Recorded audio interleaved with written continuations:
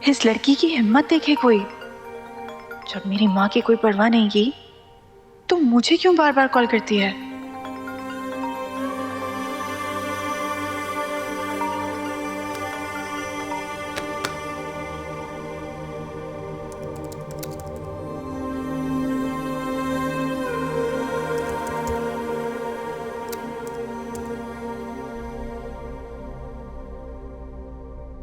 Sir ये lawyer दे गया था।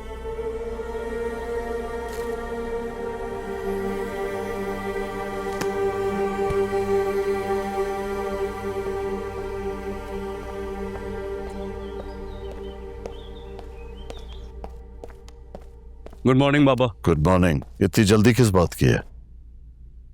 जी हॉस्पिटल जा रहा हूँ, हो सकता है कि आज चंदा को डिस्चार्ज कर दें। किसी और को भेज दो, जिक्रिया चला जाएगा। तुम्हारा जाना जरूरी है क्या? बाबा मैं सुबह सुबह आपसे आर्ग्यू के मूड में नहीं हूँ, प्लीज। ये पेपर्स पढ़ो। मैं वापस आता हूँ फिर देख लेता हूँ बाबा, जल्दी क्या है? अभी पढ़ो।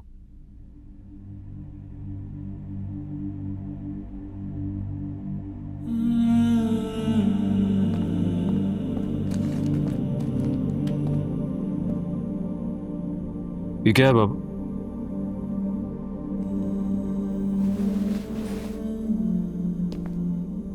इसमें मेरी तमाम प्रॉपर्टीज की लिस्ट है और मेरी वसीयत भी। बाबा ये क्या सुबह सुबह आप? हकीकत से नजर नहीं चुराते, उसे फेस करते हैं। कल को अगर मुझे कुछ हो गया तो? बाबा कुछ नहीं होगा आपको। मेरे आपके डिफरेंसेस अपनी जगह, लेकिन जिंदा हम दोनों ने रहना है।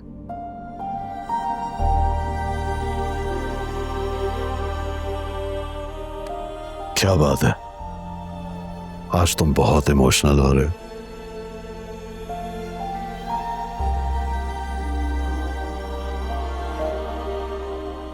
किसी की मौत देख के डिप्रेस हो गई हूं बाबा।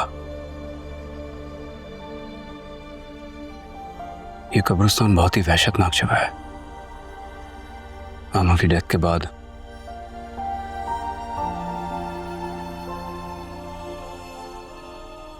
कल काफी अरसे के बाद मेरा कब्रिस्तान जाना हुआ। उसके बाद से दिल पे एक बेचैनी है, बस इसलिए आइंदा ये बात मत कहिएगा आप। मुझे बहुत डर लगता है। सेहान, तुम गाजी यूसुफ के बेटे हो। गाजी यूसुफ के तुम लोगों को डराने के लिए पैदा हुए हो, डरने के लिए नहीं। व्हाटएवर बाबा, लेकिन ये मुझे नहीं चाहिए।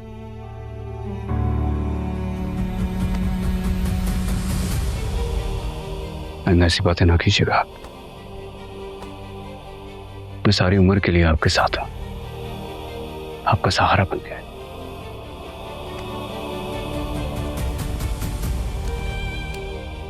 ये अपने पास रखिए आप। मैं हूं आपके साथ। वो काम मैंने तुम्हें करने के लिए कहा था हो गया है? जी बाबा, कुछ ही देर में आपको मिल जाएगा।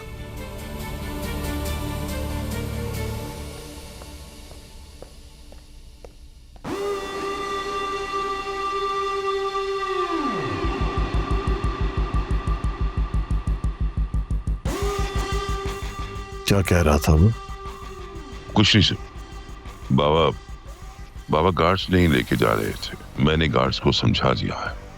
आप फिक्र नहीं करें, everything is under control sir.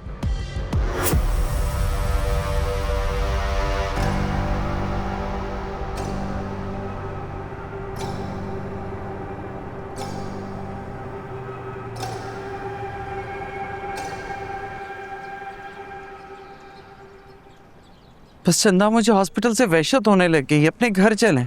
तुम जानते मैं एक दिन से ज्यादा ना रुकती, सिर्फ तुम्हारी जिद की वजह से। जी जी, मुझे आपकी लापरवाही का आइडिया, इसलिए मैंने सख्ती की थी आप पे। अच्छा बस अब खैर से घर जाएं आप। अस्सलाम वालेकुम आंटी। वालेकुम अस्सलाम। कैसी हो बेटा? अल्हम्दुलिल्लाह। कैसी तबीयत है आपकी? मैं ठीक हूँ। मैंने सुना इसी वजह से आज आपको हॉस्पिटल से डिस्चार्ज किया जा रहा है फाइनली, नहीं? आपकी अम्मी का सुना बहुत अफसोस हुआ। तुम क्या कर रही हो यहाँ? आई थॉट तुम 2-4 दिन छुट्टी करोगी यार। बेटा अभी तो इतने बड़े सदमे से गुजरी है, थोड़ा आराम कर लेती। तन्हाई से वहशत हो रही थी। उस अकेले तन्हा घर के अंदर रहा नहीं जा रहा था, तो सोचा हॉस्पिटल आ जाऊं। ज़्यादा से ज़्यादा किसने आना था, नेबर्स ने, वो भी कब तक। तुम्हारे वालिद, बहन भाई, रिश्तेदार?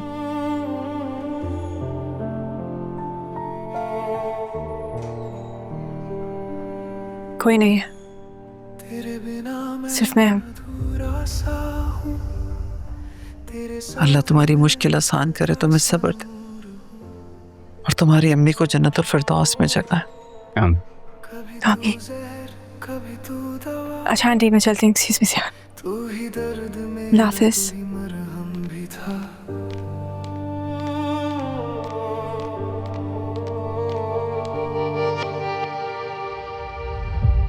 एक रेस्टोरेंट की वजह से, सिर्फ एक रेस्टोरेंट की वजह से हमारा प्रोजेक्ट अटका हुआ। आई थिंक सर वो जमीन अब हमें बहुत आसानी से मिल जाएगी। कैसे?